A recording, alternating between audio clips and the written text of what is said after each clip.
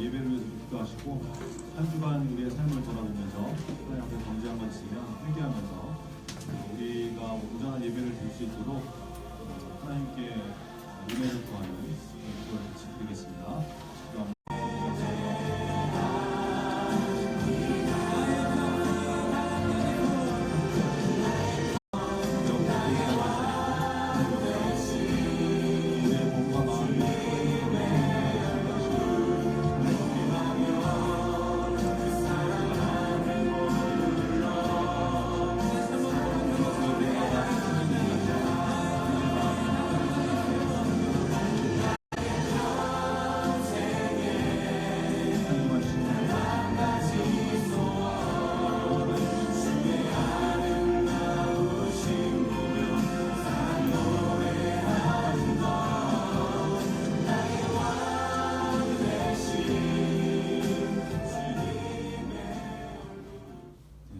사도신경으로 신앙 고백하고 하나님께 예배 드리겠습니다. 전능하사 천지를 만드신 하나님 아버지를 내가 믿사오며 그 외아들 우리 주 예수 그리스도를 믿사오니 이는 성령으로 잉태하사 동정녀 마리아에게 나시고 본디오 빌라도에게 고난을 받으사 십자가에 못 박혀 죽으시고 장사한 지 사흘 만에 죽은 자 가운데서 다시 살아나시며 하늘에 오르사 존귀하신 하나님 우편에 앉아 계시다가 소리로서 산자와 죽은 자를 심판하러 오시리라. 성령을 믿사오며 거룩한 공예와 성도와 설교하는 것과 죄를 사하여 주시는 것과 몸이 다시 사는 것과 영원히 사는 것을 믿사옵나이다. 아멘. 네, 우리 하나님 앞에 나와서 예배드리는데 우리 마음을 다해서 찬양하겠습니다. 1월 14일 중고등부 예배 찬양도 시작하겠습니다. 이 시간 다 함께 주님의 사랑을 기쁨으로 찬양하기 원합니다.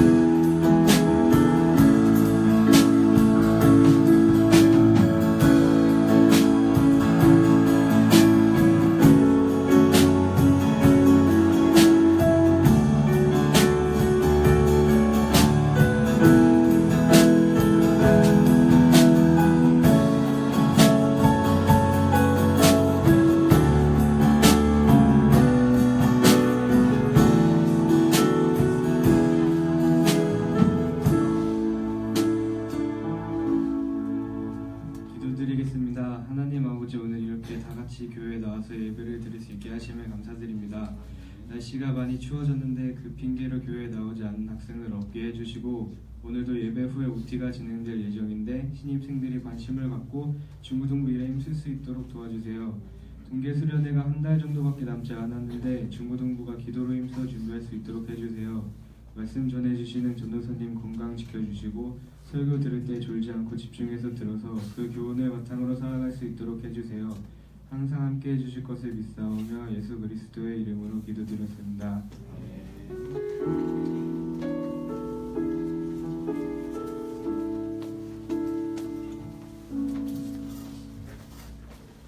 자, 준비하신 헌금 드리면서 찬송 드리시고 여러분들과 함께 찬송 드리시겠습니다.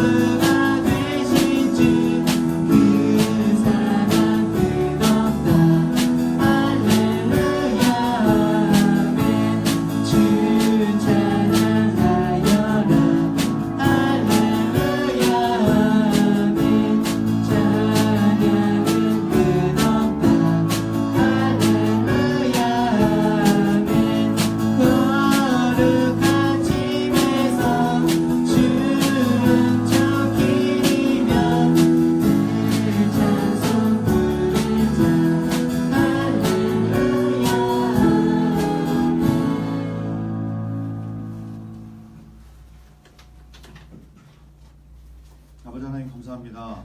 오늘도 거룩한 주일 주셔서 주님 앞에 나와 예배 드릴 수 있도록 도와주니 감사합니다. 하나님, 이 자리에 있는 사람들은 무엇보다도 하나님 앞에 예배 드리는 것을 가장 우선으로 여기는 사람인 줄 믿습니다. 하나님, 우리의 마음을 받아주시고 우리의 예배를 기쁘게 흠양하여 주시옵소서. 하나님, 우리가 드리는 예배 가운데 하나님께서 임하시는 임재 역사가 있게 하시고, 그래서 예배 때마다 하나님을 만나는 귀한 은혜가 있도록 하나님, 우리 중고등부 예배를 축복하여 주시옵소서. 주님 앞에 나올 때에 빈손으로 나오지 않고 하나님의 은혜에 감사하여서 여러 가지 모양으로 주님 앞에 감사의 예물을 들고 나왔습니다.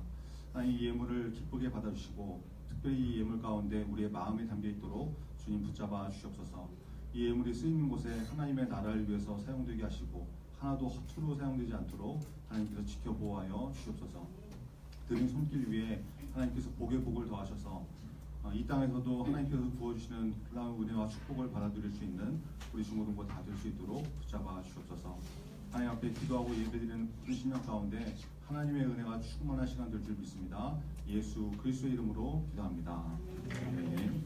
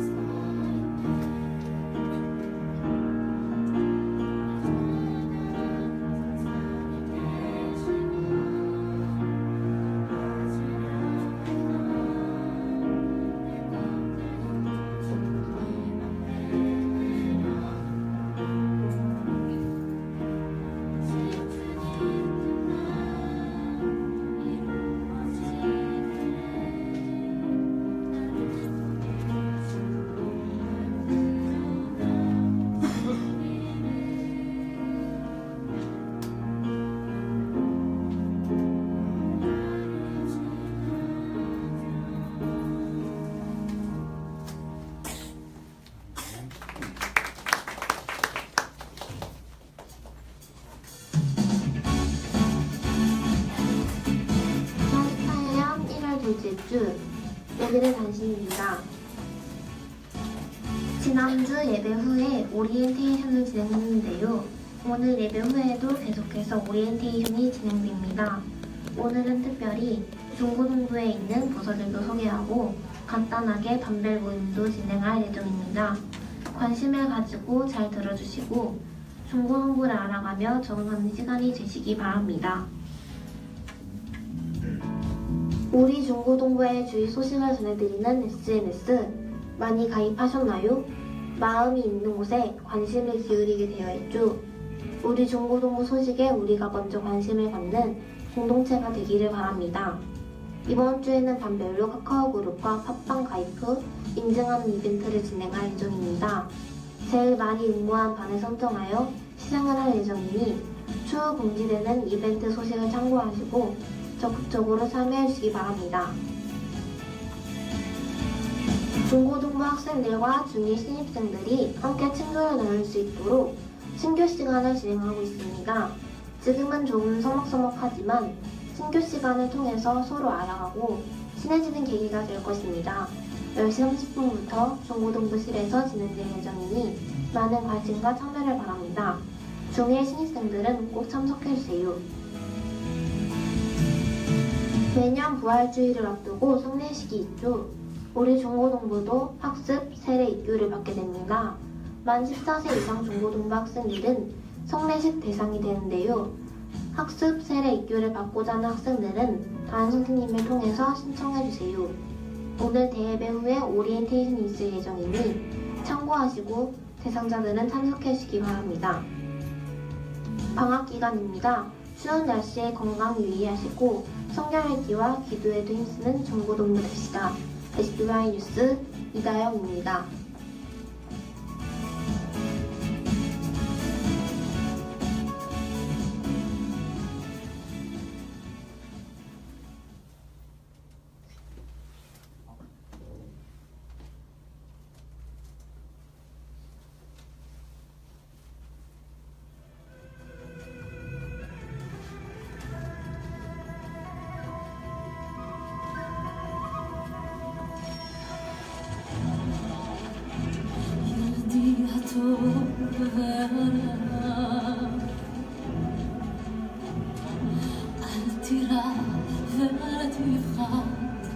My son, I have nothing I can give but this chance that you may live.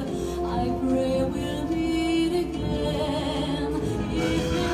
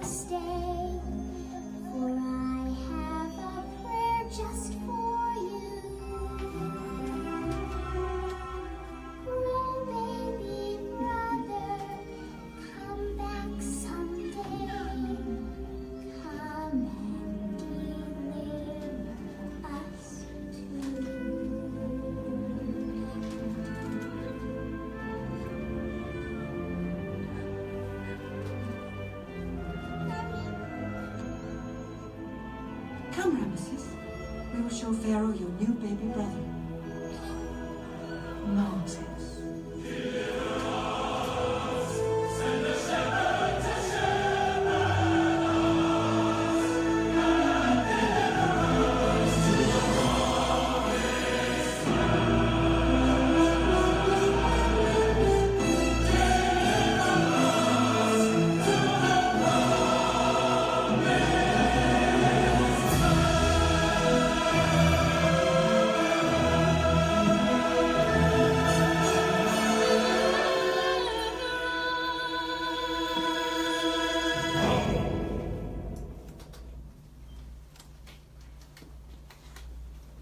네, 오늘 본문하고 굉장히 연관성이 있는 그런 장면인데 성경하고 좀 다른 부분이 있어요. 이따가 어떤 부분이 다른지 말씀 통해서 좀 나누기로 하고요.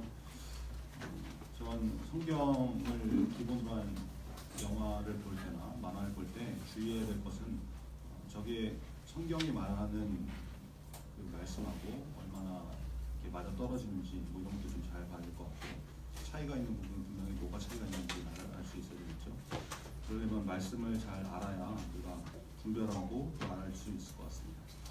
자, 참고하시고 오늘 주보 한번 같이 보겠습니다. 웨스트민스터 소개입니다. 53번인데 제가 읽고 여러분이 답하고 한번 같이 읽겠습니다. 53번 제가 읽겠습니다.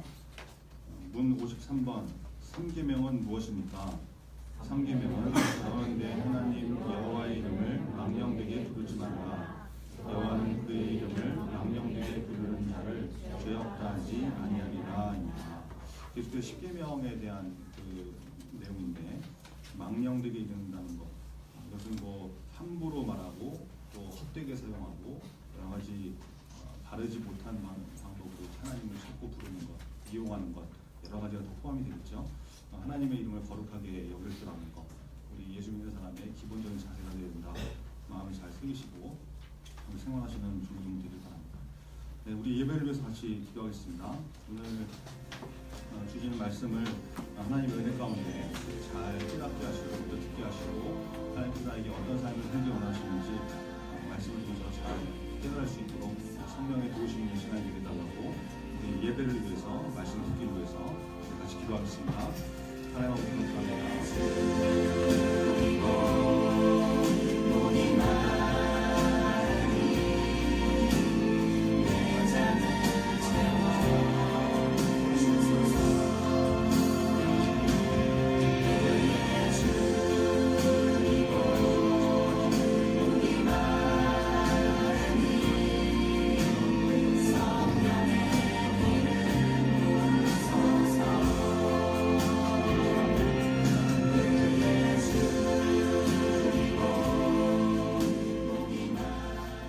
하나님 감사합니다. 주님 앞에 나와서 예배를 드립니다. 우리의 예배를 받아 주시옵소서. 하나님께서 주시는 말씀을 잘 듣게 하시고 또 성령의 도우심으로 깨닫게 하시고 그래서 그 말씀대로 살아갈 수 있도록 결단하고 나가는 우리 중고등부 다 될 수 있도록 하나님 이 시간 붙잡아 주시옵소서. 말씀이 증거될 때 하나님의 말씀으로 선포되게 하시고 또 악한 마귀 틈타지 못하게 하셔서 하나님의 정밀한 말씀이 잘 전해지고 또 받아들여지는 그런 귀한 시간 될 수 있도록 이 시간 붙잡아 주시옵소서. 예수 그리스도 이름으로 기도합니다. 아멘. 네, 오늘 주시는 하나님의 말씀은 구약성경 출애굽기 2장 1절부터 10절의 말씀입니다. 우리 같이 자리에서 일어서서 읽겠습니다. 출애굽기 2장 1절부터 10절의 말씀인데요. 저와 여러분 한 절씩 읽어보겠습니다. 출애굽기 2장 1절부터 10절. 레위 가족 중 한 사람이 가서 레위 여자에게 장가들어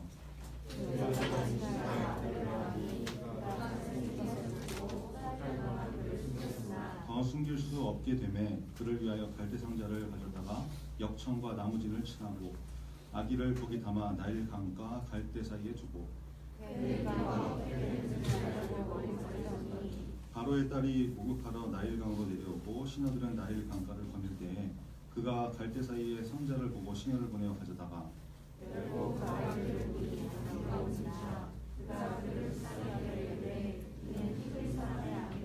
그의 누이가 바로의 딸에게 이르되 내가 가서 당신을 위하여 히브리 여인 중에서 유모를 불러다가 이 아기에게 젖을 먹이게 하리이까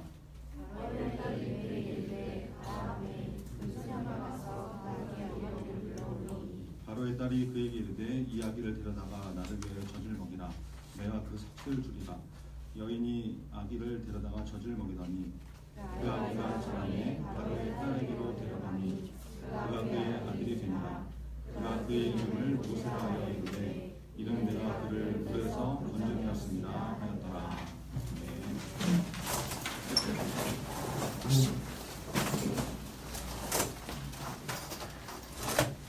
출애굽기 2장 1절로 10절 말씀을 가지고 주일 예배를 통해서 내가 하면 불안하지만 맡기면 안심된다. 내가 하면 불안하지만 맡기면 안심된다라는 식으로 하나님 말씀 주고하겠습니다. 출애굽기 두 번째 시간입니다. 오늘 본문은 하나님의 계획 가운데서 이제 모세가 출생하는 그런 장면이죠. 정말 드라마틱한 그런 스토리가 펼쳐지는데 오늘 이 말씀을 우리에게 주시는 메시지가 무엇인지 잘 듣고 깨닫는 은혜가 있는 시간 되길 바랍니다. 여러분 출애굽기 1장은 우리가 지난주에 쭉 나눴었는데 이제 바로 왕의 명령으로 이제 마무리가 되죠. 출애굽기 1장이 그렇게 끝나는데 무슨 명령이었습니까? 모든 히브리인 이스라엘 백성에게 명령을 하죠. 아들이 태어나면 어떻게 해라? 나일강에 던져서 죽여라. 그죠? 딸은 살려둬라. 아들이 태어나면 죽이고 뭐 딸은 살려둬라. 특별히 나일강에 던져라. 뭐 이런 얘기를 하지 않았습니까? 그러니까 바로 왕이 이스라엘 백성을 막 탄압하고 그래서 막 고된 일을 시키고 그래가지고 이제 늘어나지 못하게 하려고 그러는데 그게 제대로 안 되니까 어떻게 했어요? 산하 정책을 펼죠. 그 산불을 시켜가지고 아기들을 죽이도록 이렇게 하다가 그게 또 자기 뜻대로 안 되니까 이제는 완전히 공개적으로 드러내고 학살 정책을 펴게 됩니다. 여러분 이게 요즘 세상이라고 그러면 이게 벌어지기 힘든 일이겠지만 뭐 SNS도 있고 뭐 뉴스도 있고 막 그래서 지구촌의 큰 소식을 다 우리가 알 수 있잖아요. 그래서 발생하기 어렵겠지만 이 본문이 벌어진 때는 BC 1500년 전이거든요. 그러니까 이제 성경학자들은 이 모세가 태어난 때가 BC 1527년이라고 그러니까 지금부터 뭐 이렇게 따지면 한 3500년이나 전에 있었던 그런 사건이지 않습니까? 근데 뭐 우리가 잘 알듯이 뭐 근현대사에서도 전쟁 중이나 어떤 뭐 식민지를 지배하던 국가들은 잔인한 일들을 굉장히 많이 서슴지 않고 해왔잖아요. 그러니까 뭐 충분히 벌어질 수 있는 그런 사건이 벌어진 것이죠. 이런 일들을 통해서 알 수 있는 게 무엇입니까? 악한 마귀가 끊임없이 끈질기게 하나님의 백성을 끊어지게 하려고 하고 하나님의 뜻을 막으려고 하고 그래서 이 악한 마귀가 배후에서 끊임없이 역사하고 있는 것을 알 수가 있는 거죠. 바로 왕을 통해서 계속해서 한 번에 걸쳐서 그냥 둔 게 아니라 안 되니까 또 다른 방법 계속해서 공격하고 있다는 거예요. 마귀도 굉장히 성실하게 꾸준하게 하는 거죠.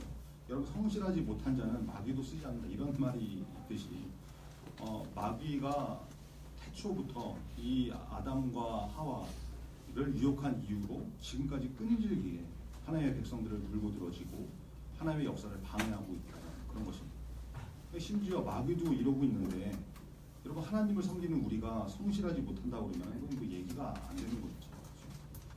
이제 제가 회사에서 인사 담당자 일도 하고 있는데 이제 우리 신입생이 중일들은 잘 모르겠지만 여러분 전도사가 이제 평일에는 회사에서 일하는 회사원이고 주말에는 이게 또 주일에는 중고등부 전도사하고 있는 사람인데 그 회사에서 신입 직원들 뭐 채용하고 모집 공고하고 뭐 이런 일도 하고 있단 말이에요. 인사 담당을 하고 있으니까. 그러니까 뭐 이제 요즘 청년들 뭐 취업이 잘 안 된다고 그러고 본인들이 이렇게 뭐 취업이 어렵다 이렇게 얘기하지만 이거는 뭐 사실은 일자리는 있는데 자기들이 원하는 자리가 없는 것이지 뭐 이런 부분도 분명히 있는 것 같아요. 그리고 또 하나 문제는 뭐냐면 요즘 보면 이렇게 좋은 사람 찾기가 굉장히 힘들어요. 좋은 청년들 찾는 게 굉장히 힘들어요. 여러분 회사에서 직원을 채용할 때 보면은 가장 기본적으로 보는 게 뭐냐면 그 사람의 성실성을 보는 거거든요. 이 사람이 얼마나 성실한 사람인가. 이 사람이 우리 회사에 와서 성실하게 일할 수 있는 사람인가 아닌가. 이게 기본적인 선발 기준이 된단 말이에요. 요즘 이걸 가장 중요하게 여기는 것 같은데 인사 담당자들이 하는 얘기가 이구동성을 말하는 게 뭐 능력이 탁월하고 불성실한 사람이 있고 A라는 사람이 그렇고 근데 B라는 사람은 능력은 좀 부족하지만 성실한 사람이 있다. 그러면 둘 중에 누굴 택할 것이냐 누굴 뽑을 것이냐 이러면 100이면 100 성실한 사람을 뽑겠다 그러거든요. 능력은 좀 떨어져도 성실한 사람 뽑겠다. 뭐 일이야 뭐 배우고 가르치면 되는 거고 그렇죠? 회사 생활하다 보면은 뭐 업무 능력이 발전할 수밖에 없는 거. 그건 뭐 발전할 수밖에 없는 시간이 되면 되는데 근데 성실성은 이게 한순간에 바뀌는 게 아니라 겪어보니까 이 사람이 평생을 살아온 자세이기 때문에 이게 쉽게 변하지 않다. 그래서 성실함을 가장 중요한 요소로 보는 것이죠. 골로새서 3장 22절에 보니까 종들아 모든 일에 육신의 상전들에게 순종하되 사람을 기쁘게 하는 자와 같이 눈가림만 하지 말고 오직 주를 두려워하여 성실한 마음으로 하라 이렇게 말씀합니다. 성실한 마음으로 하라. 여기 예수 믿는 사람의 기본적인 마음 자세와 모습이 성실함이 되어야 된다는 것이죠. 그래서 여러분 신앙생활도 여러분 지금도 성실하게 하는 훈련을 하시기 바랍니다. 이게 굉장히 중요합니다. 굉장히. 이 막 자리 막 텅텅 비어 있고 막 그런데 예배도 성실하게 드리고 그죠? 주일은 무조건 예배 드리는 날 이렇게 정하고 지각하지 말고 성실하게 드리고 예배를 뭐 막 들쭉날쭉 뭐 곡간 빼먹듯이 이래서 빠지고 저래서 빠지고 이러지 말고 여러분 성실하게 한번 드려보세요. 성실하게. 하나님이 다 보고 계신다니까요. 지난주에 어떤 그 우리 신입생 중에 한 사람이 몸이 너무 이렇게 안 좋았는데 눈물을 머금고 나왔다고 그래요. 이게 굉장히 중요한 거죠. 그죠? 중요한 거. 예전에 이런 사람도 있었죠. 여러분 선배가 이제 고3이 된 분인데 다리가 부러졌었나 뭐 금이 갔었나 하여튼 그래가지고 깁스를 했는데 병원에 입원했는데 이 인간 이거 당연히 못 나오겠거니 그러고 있었는데 깜짝 놀란 일이 벌어졌어요. 주일날 아침에 휠체어를 타고 나타난 거예요. 그래가지고 모두를 놀라게 한 적이 있는데 여러분 이게 우리 중고등부의 전통이 되면 얼마나 멋지겠습니까? 그죠?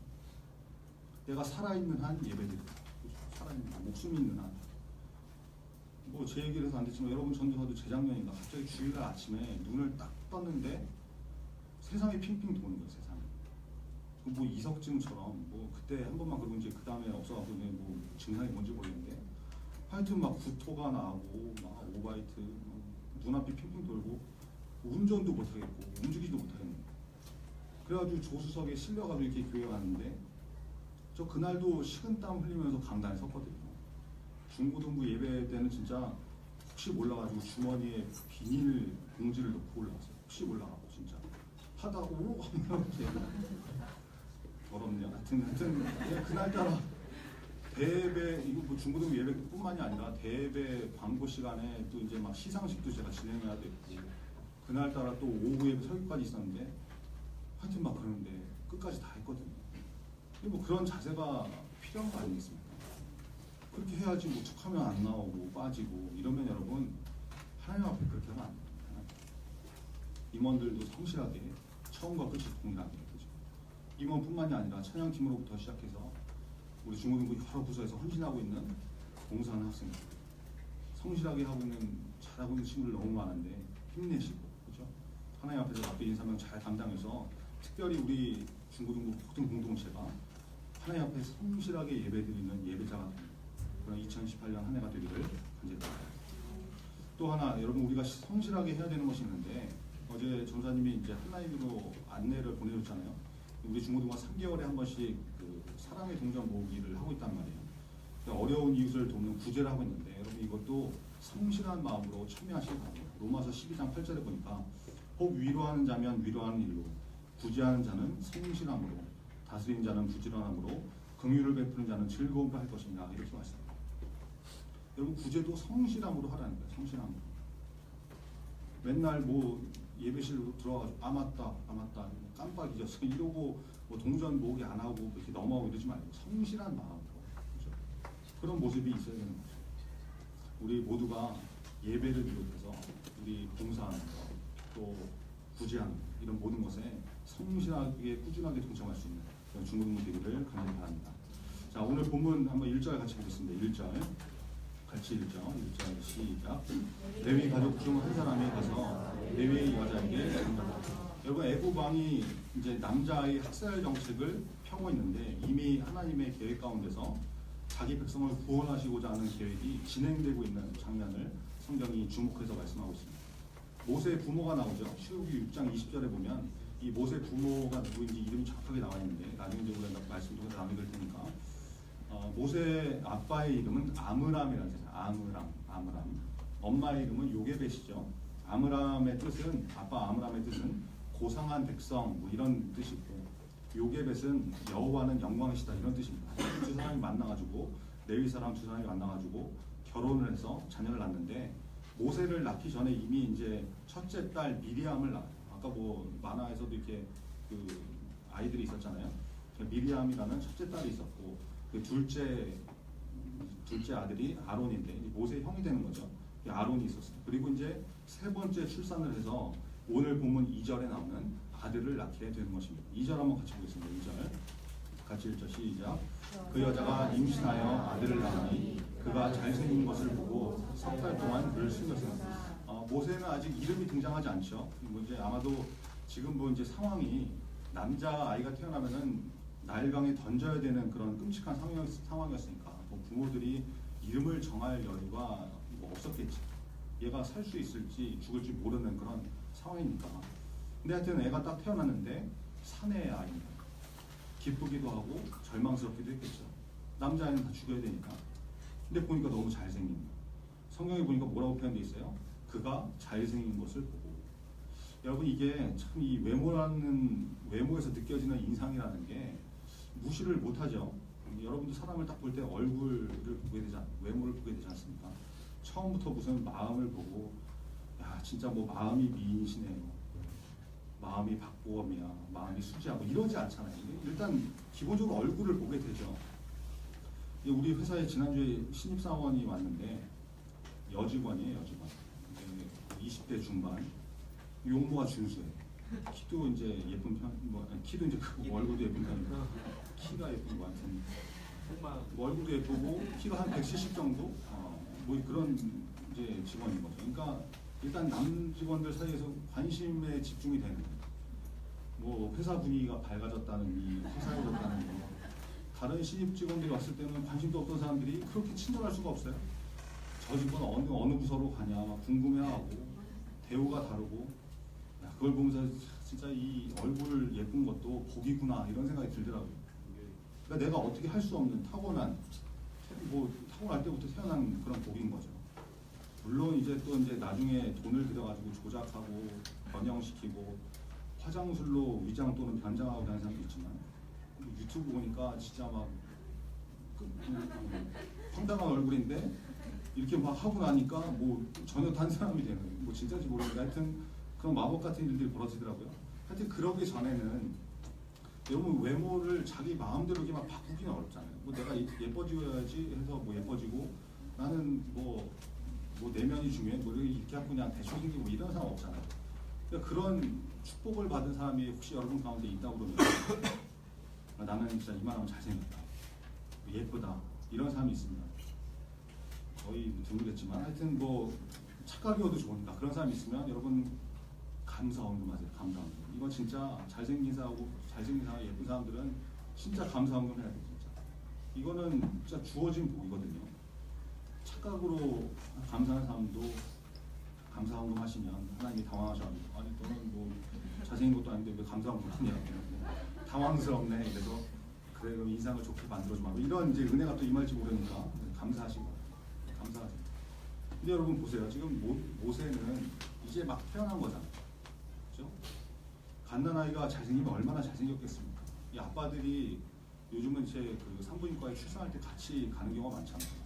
출산 직후에 아기를 보여주면은 만감이 교차한다고 그러죠. 이게 무슨 외계인도 아니고 막 쭈글쭈글하고 양수 묻어있고 완전 헐 깜놀 어쩔 막 이러면서 하나님 이게 어떻게 합니까? 이런 기도가 나오는 그런 상황이 되는데 근데 모세의 부모가 이 아기를 딱 보니까 뭔가 범상치 않은 그런 인상이 보이는 거죠. 하나님께서 계획하신 놀라운 섭리가 있는 그런 느낌이 온 거예요. 그리고 성경이 그걸 말씀하고 있는 것이죠. 그냥 무조건 뭐 얼굴이 뭐 잘났다, 잘생겼다 이거보다도 그 섭리가 보였다는 것이죠. 그래서 모세를 나일강에 던지지 못하고 3달 동안이나 숨겨서 기르게 됩니다. 그런데 3개월을 그렇게 숨겨서 길렀는데 이제 더 이상 숨겨서 기를 수가 없게 됩니다. 이건 3개월이면은 며칠 정도입니까? 이제 생후 한 100일 정도 된 거죠. 그러니까 이게 아이들이 한 이렇게 100일 정도가 되면 100일의 기적이라고 해서 그때부터 이제 옹알이를 시작한 사람도 있고 울음소리도 막 이렇게 커진다고 그래요. 그래가지고 뭐 이제 아이가 있는 것을 숨길 수 없는 그런 상황이 된 거예요. 그러니까 더 숨길 수가 없게 된 거죠. 그래서 어떻게 합니까? 3절과 4절인데 한번 같이 읽겠습니다. 3절, 4절 시작. 더 숨길 수 없게 되매 그를 위하여 갈대 상자를 가져다가 역청과 나무진을 칠하고 아기를 거기 담아 나일 강과 갈대 사이에 두고 그의 누이가 어떻게 되는지를 알려고 멀리 섰더니 여러분 이제 3개월 정도 된 아기를 더 이상 숨겨서 키울 수가 없어서 이제 발각되면은 아기도 부모도 어떻게 될지 모르니까 이제 갈대 상자를 가져다가 물이 새지 않도록 이제 방수제를 막 바른 거죠. 역청과 나무지를 발라가지고 물이 새지 않도록 하고 그 안에 아기를 넣고 이제 나일 강과 갈대 사이에 놓아줍니다. 무슨 뭐 만화나 영화에서 나온 것처럼 갈대 상자를 이렇게 뭐 띄워 보내가지고 배처럼 띄워 보내가지고 뭐 떠내려 보낸 게 아니고 강가 갈대 사이에 이렇게 놓아둔 것이죠. 그런 다음에 이제 어떻게 되는지 걱정되니까 모세의 누나 이미 그때 나이가 한 뭐 성경학자들이 한 14살, 15살 정도 됐을 거라고 그러는데 첫째 딸 미리암이 가가지고 그 상황을 이렇게 지켜보고 있는 거예요. 갈대 상자가 어떻게 되나 멀리서 이렇게 지켜보고 있었다는 거죠. 정말 극적인 그런 장면이 연출되는 그런 펼쳐지는 것이죠. 5절과 6절 한번 같이 보겠습니다. 5절, 6절 같이 읽죠. 시작. 바로의 딸이 목욕하러 나일강으로 내려오고 시녀들은 나일강가를 거니는 때에 그가 갈대 사이 상자를 보고 시녀를 보내어 가져다가 열고 그 아기를 보니 아기가 우는지라 그가 그를 불쌍히 여겨 이르되 이는 히브리 사람의 아들이라. 여러분 이제 바로의 딸이 등장을 합니다. 이 사람이 누구냐면 투트모스 1세, 그러니까 이제 요셉을 알지 못하는 왕이 있었다고 했잖아요. 그 이제 이집트 왕조 중에 가장 강력했다고 하는 제18 왕조의 세 번째 왕 투트모스 1세의 무남 동녀 외동딸이 있었는데 그 사람이 바로 이 공주, 이 여자 하셉수트라는 공주. 이 여자가 마침 목욕을 하러 나일강가에 내려왔는데 여기 이 나일강은 이집트 사람들이 신성한 강으로 여기거든요. 그래가지고 나일강의 특정한 구역을 이렇게 정해서 목욕하는 장소로 이렇게 사용했다고 해요. 바로의 딸 하셉수트 공주가 때마침 나일강가로 이제 목욕을 하러 나온 것이죠. 그러다가 갈대 상자를 발견하고 저거 뭐냐 신녀들한테 가져오라고 해가지고 가져와서 열어보니까 웬 잘생긴 아기가 울고 있는 거죠. 상황적으로 봤을 때 어때요? 나일강가에 아기를 버리는 것으로 봤을 때 이건 분명히 히브리 사람의 아이인 거죠. 하셉수트 공주가 그걸 당연히 아는 거죠. 근데 딱 이제 노예 히브리 족속의 아들인데 하셉수트 마음에 그 아이를 딱 보고서 불쌍한 마음이 듭니다. 불쌍. 자 여러분 보세요. 지금 이게 벌어지고 있는 일들이 이게 뭔가 우연히 되고 있는 것 같지 않은 그런 이상한 느낌이 들지 않습니까? 그렇죠? 남자아이가 태어나고 3개월을 숨겨서 기르고 이제 갈대 상자에 넣어가지고 나일강가 갈대 사이에 버렸는데 놓았는데 때마침 그냥 애국 평민이 온 것도 아니고 바로의 딸이 그죠? 하셉수트 공주가 목욕을 하러 나타나 갈대 상자를 발견하고 열어보니까 아기가 울고 있는데 딱 보니까 이스라엘 노예 백성의 자식인데 이게 또 불쌍한 마음이 들게 되더라. 여러분 이 일련의 과정들이 우연히 어쩌다 보니까 벌어진 일처럼 보입니까? 그렇지 않죠. 하나님의 놀라운 계획과 인도하신 그분의 구원하시는 손길이 드라마틱하게 여러분 세상에 이런 극적인 장면이 또 어디 있겠어요? 하나님의 놀라운 구원 스토리가 펼쳐지고 있는 거죠. 여러분 우리 하나님이 이런 하나님이세요. 여러분 우리 인생을 살다 보면 우리가 때로는 하나님께서 개입하셔가지고 굉장히 드라마틱하게 인생이 전개되는 때가 있거든요. 그때 여러분 너무 불안해하지 마시고 하나님께 여러분의 인생을 맡겨보시기 바랍니다. 그러면 정말 놀라운 방법으로 이끌어가시는 하나님의 은혜를 체험하게 된다는 거예요. 내가 붙들고 뭘 하려고 그러지 말고 하나님께서 이렇게 몰아가시면 이게 뭔가 하나님의 섭리가 있구나 이걸 보아야 된다. 저 여러분이 그 은혜를 체험할 수 있는 그런 복된 인생 되기를 바랍니다. 우리 7절 한번 같이 보겠습니다. 7절 시작. 그의 누이가 바로의 딸에게 이르되 내가 가서 당신을 위하여 히브리 여인 중에서 유모를 불러다가 이 아기에게 젖을 먹이게 하리. 미리암이 바로의 딸 하셉수트 공주에게 가서 말을 하는 장면이죠. 당신을 위해서 히브리 여인 중에 유모를 불러서 이 아기를 젖 먹이고 키우도록 할까요? 이렇게 물어보는 거예요. 여러분 보통 이 아기가 젖 먹는 이 수유 기간은 한 3살 정도까지라고 해요. 3살. 근데 이 본문에 나오는 유모의 개념은 단순히 젖만 먹이고 끝나는 것이 아니라 아기가 자라는 동안에 전반적인 교육을 책임지는 그런 사람을 의미한다고 그러죠. 그래서 상당히 오랜 기간 동안 아이 양육에 직간접적으로 영향을 끼친 사람이 바로 유모였다는 거죠. 미리암이 지금 그 제안을 하는 거죠. 그랬더니 하셉스트가 신기하게도 아니 이 노예가 어디 노예 주제에 감히 나한테 와서 말을 붙이냐 뭐 이러지 않고 그러라고 가서 데려오라고 이런 일이 벌어졌어요. 이게 하나님께서 다 인도하셨던 그런 것이기 때문에 가능한 일이 아니겠어요. 그래서 이제 진짜 모세의 친엄마 요게벳이 모세를 키우게 된 거예요. 우리 9절 한번 같이 읽습니다. 9절 시작. 바로의 딸이 그에게 이르되 이 아기를 데려다가 나를 위하여 젖을 먹이라. 내가 그 삭슬을 주리라. 여인이 아기를 데려다가 젖을 먹이니.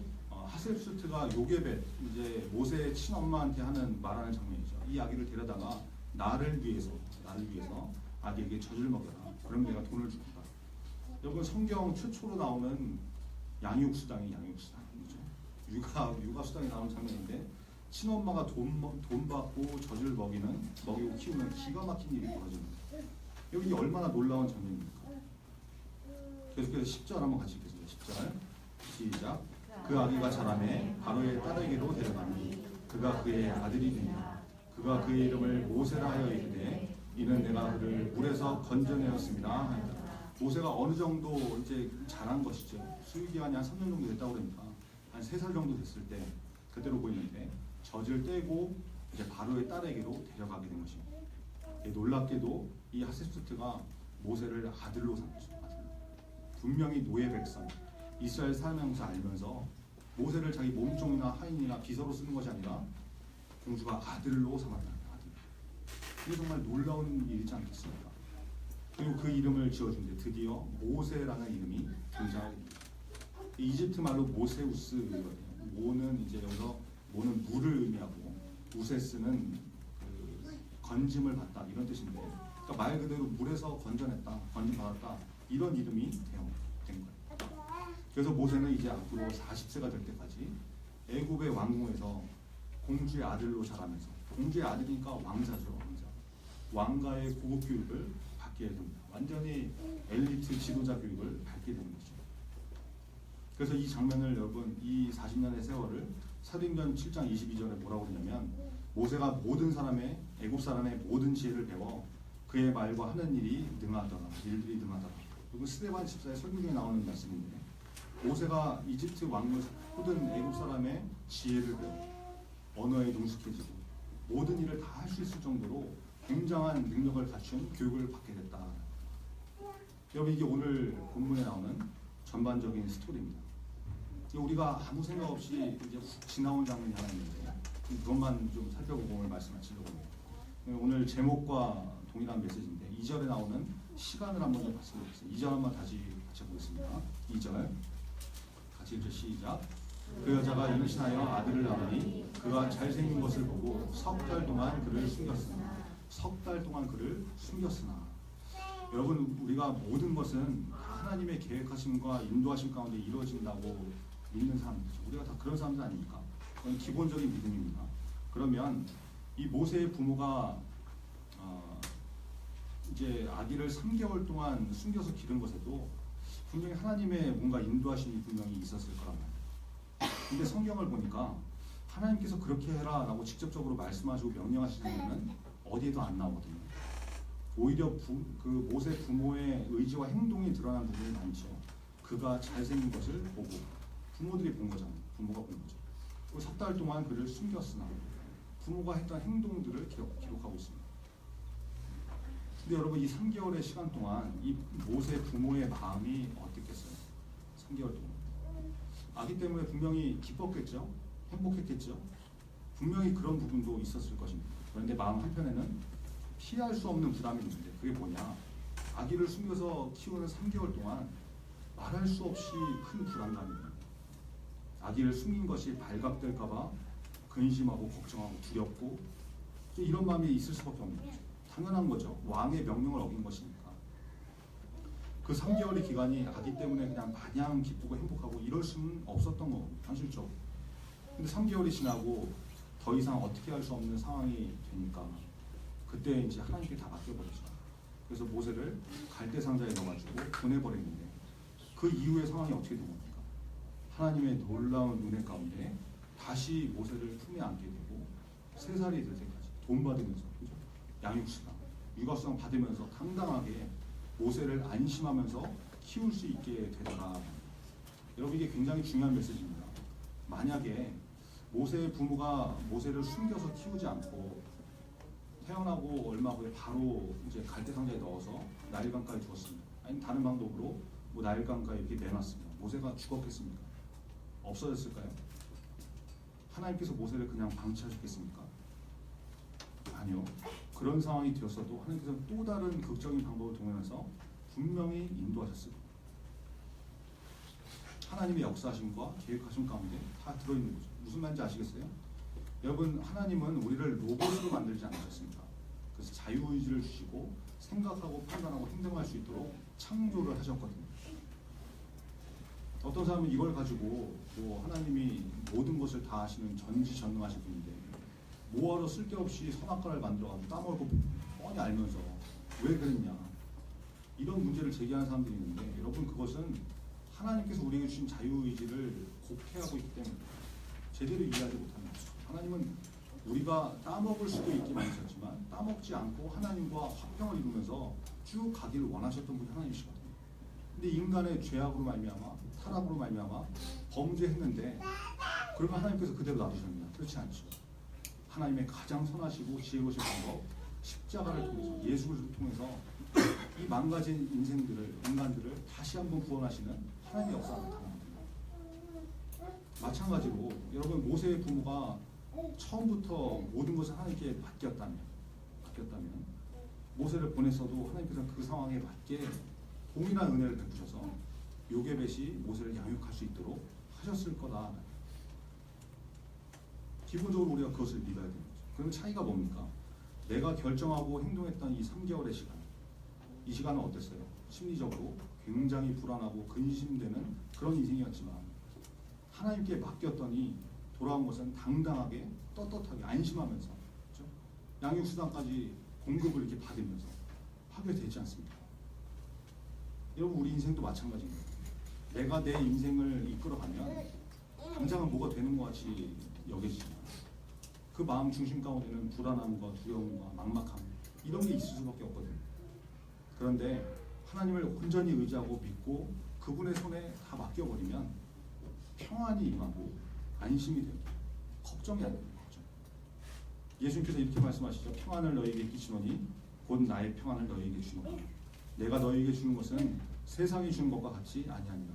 너희는 마음에 근심하지도 말고 두려워하지도 말라. 요한복음 14장 27절 말씀입니다. 여러분, 예수 그리스도를 믿고 의지할 때 받는 것은 세상이 줄 수 없는 평안을 얻게 됩니다. 우리 중고등부가 2017년을 쭉 돌아보니까 헌금 생활도 굉장히 열심히 했더라고요. 11조 생활을 성실하게 한 학생도 많은데, 여러분, 특별히 11조는 믿음 없이 하기가 어려운 것입니다. 11조는 뭐예요? 자기 소득의 10분의 1을 하나님께 드리는 것이죠. 10,000원이라고 하면 1,000원, 10만 원이면 용돈이 10만 원이면 10,000원. 지금이야 우리가 뭐 용돈 받고 뭐 11조가 꽤 큰 금액이 아니니까 어렵지 않게 할 수 있을지 모르겠지만, 그래서 지금부터 훈련해 나가는 게 중요하죠. 여러분, 이제 점점 뭐 알바를 하게 되고 직장 생활하면서 수입이 늘어나면 11조가 흔들려 버리는 사람이 나올 수 있어요. 가뜩이나 쥐꼬리만한 알바비, 월급, 이거 11조가 있다면 아무것도 못할 것 같거든요. 11조는 그 중심의 고백이 뭐예요? 하나님께 내 재정, 내 돈의 소유권을 하나님께 맡기는 거지 않습니까? 하나님이 주인이십니다. 하나님께서 주신 것입니다.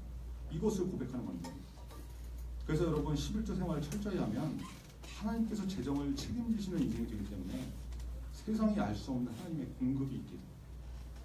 하나님이 주시는 안심이 임하게 되는 거죠. 나 이거 떼면 숨이 턱턱 막히고 죽을 것 같은데 그렇지 않거든요. 여러분, 한번 경험해 보세요. 저는 실제로 경험해 봤어요.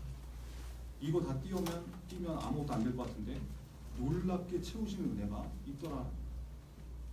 자세하게 말하면 너무 길어집니다. 진짜 제가 체험했거든요. 여러분, 아직 11조를 결단하지 못하고 있는 사람 있으면 온전한 11조 생활을 하게 되는 그런 결단이 중고등부에게 됩니다. 그 결단이 있으면 온전한 11조 생활을 하게 되면 하나님께서 채우시는 공급을 경험할 수 있게 됩니다. 세상에 줄 수 없는 안심. 여러분 11조뿐만이 아니라 여러분 앞에 놓여진 문제들, 입시, 취업, 진로의 문제 먼저 하나님께 맡기세요. 그리고 믿는 마음으로 내가 최선을 다하면서 준비하면서 공부하고 준비하고 기도하면 내가 내 힘으로 할 때는 근심되고 걱정되고 두려움이 있었지만 예수 그리스도를 믿는 믿음으로 하면 하나님께서 주시는 진정한 평안이 임하게 될 것입니다. 여러분 내가 하면 길게 가지 못합니다. 3개월 불안에 가득한 시간이 되지만 하나님께 맡기면 당당하게 평안하게 안심하면서 인도함을 받게 된다는 것입니다. 저와 여러분이 그런 인생이 되는 믿음의 사람 되는 여러분 중고등부 다 되기를 간절히 바랍니다. 하나님께 모든 것을 맡기고 내 힘으로 하려고 하지 말아요. 그래서 그 은혜를 체험할 수 있는 2018년 한 해가 되기를 간절히 바랍니다. 기도하겠습니다. 오늘 말씀을 통해서 여러 가지 메시지를 같이 나눴는데 예수 믿는 사람의 기본적인 자세, 여러분 성실한 믿음의 사람이 되도록 우리가 좀 기도했으면 좋겠습니다. 세상에서도 성실함이 굉장히 중요하게 대두가 되고 강조되고 있지만 여러분 특별히 신앙생활함에 있어서 성실하게 신앙생활할 수 있도록 내가 어떤 상황에도 하나님 앞에 주의를 예배에 먼저 드리는 사람 되겠다, 주의를 지키는 사람 되겠다, 이런 고백이 있는 사람이 되게 해달라고 여러분 기도했으면 좋겠습니다. 그리고 모세의 인생을 인도하신 하나님께서 나의 인생을 그냥 놔두시겠습니까? 그렇지 않죠. 모세를 보호하시고 인도하셨던 그 하나님이 나를 지키시는 은혜를 체험하는 한 해가 되게 해달라고 여러분 기도했으면 좋겠습니다.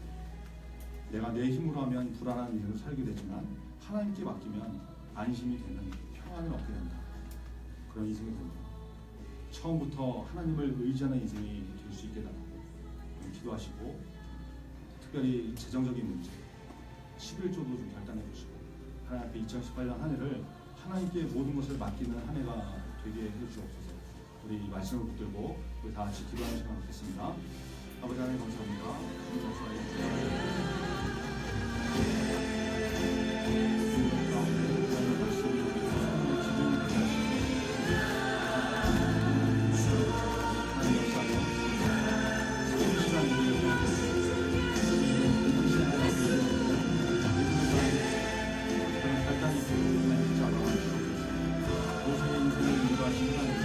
나의 하나님이심을 믿으시고 아버지 하나님 믿음을 더해주시고 어려운 마음 하나님을 통해서 내가 내 힘으로 하는 평안이지만 하나님께 맡기고 하나님 주시는 안심을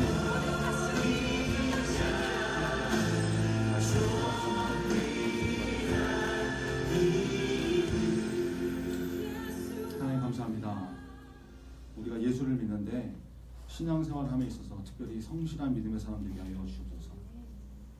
믿음 가운데 성실함이 훈련되게 하셔서 특별히 주일은 반드시 하나님 앞에 예배드리는 인생이 되게 하시고 어떠한 상황 가운데도 하나님을 우선으로 할 수 있는 우리 믿음의 사람 다 되게 하여 주옵소서. 그래서 그 성실함이 훈련되어서 세상에서도 인정받는 그런 성실한 사람이 될 수 있도록 하나님 축복하여 주옵소서.